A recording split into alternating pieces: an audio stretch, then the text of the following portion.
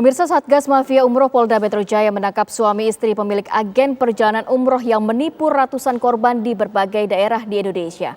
Dari hasil pemeriksaan sementara, kerugian yang dialami oleh para korban ini ditaksir mencapai 100 miliar rupiah.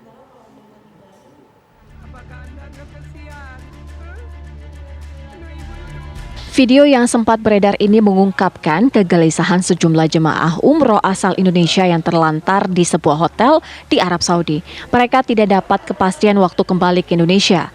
Belakangan diketahui para jemaah tersebut diberangkatkan oleh travel umroh PT Naila Safaah Wisata Mandiri.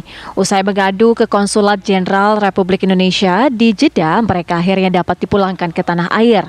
Aduan tersebut juga menjadi alasan kepolisian menangkap pasangan suami istri Mahfud Abdullan alias Abi serta Halijah Amin alias Bunda, pemilik travel umroh PT Naila. Kan travel ini punya cabang ya, ratusan cabangnya di Indonesia.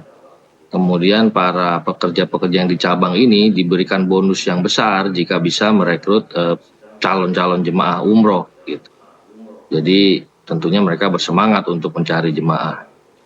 Kemudian harga yang ditawarkan kan murah, 26 juta kan di bawah biaya referensi itu dari Kementerian Agama. Jadi mungkin itu yang membuat orang tertarik. Ya, jadi pelaku ini sebenarnya tahun 2016 pernah ditangkap juga dalam perkara atau kasus yang mirip dengan saat ini, hanya berbeda perusahaannya.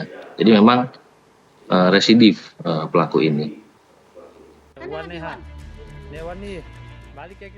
Dari penyelidikan, polisi mengungkap modus para pelaku. Para pelaku sebelumnya telah meminta dana, namun para jemaah tidak diberangkatkan dengan berbagai alasan.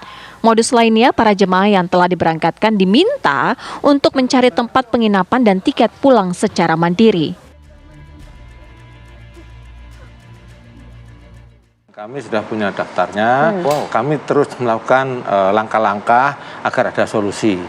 Misalnya di bulan September 2022 kami menerima laporan-laporan dari berbagai pihak, kemudian kami sudah terjunkan tim dan waktu itu kami tanggal 30 September 2022 kami sudah bersurat kepada PT NS ini agar menghentikan pendaftaran baru.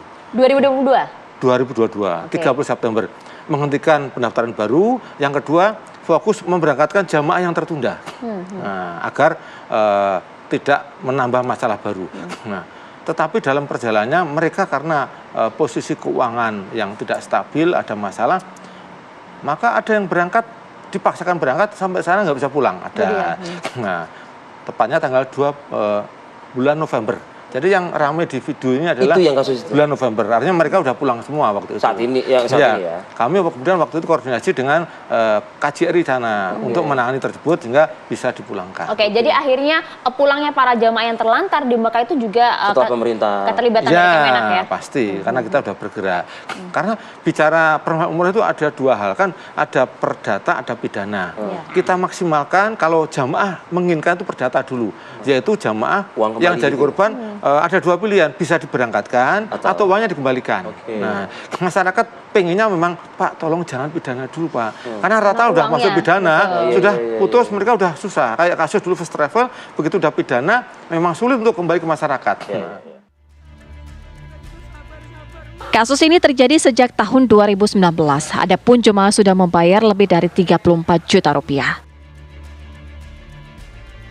Terjadi dari tahun 2019 saat COVID itu terjadi ada 10 orang pertama kali yang istilahnya umroh yang lama, tapi kena COVID mereka ditunda dulu dan mereka sudah membayar per orang 26.500.000 saat itu. Tapi setelah 2 tahun itu rencana mau diberangkatkan oleh istilahnya mewakili agen, tapi bukan agen nih, perorangan tapi atas nama marketing manager dari suatu perusahaan, Pak. Berlindung gitu. Dia berjanji untuk diberangkatkan, ternyata tidak berangkat. Tapi si peserta ini harus menambah dengan biaya tambahan 3 juta, Pak. Dari 26,5 tadi? 26 tambah 3 juta. 29,5. Ya, ternyata tidak diberangkat juga. Kemudian diminta lagi sampai 4 juta lebih. Jadi mungkin hingga total satu orang. Udah nggak diberangkatin, minta lagi. Jadi variasinya mungkin dari 34 sampai 38 juta per orang. termasuk jemaah yang lama dan baru. Jadi totalnya 36 orang. Alasan mereka nih minta-minta lagi itu apa aja sih?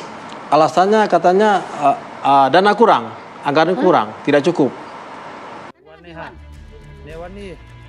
Polisi juga menangkap satu orang lainnya bernama Hermansyah selaku Direktur Utama perusahaan. Dari Jakarta, Robin Freddy, TV One mengabarkan.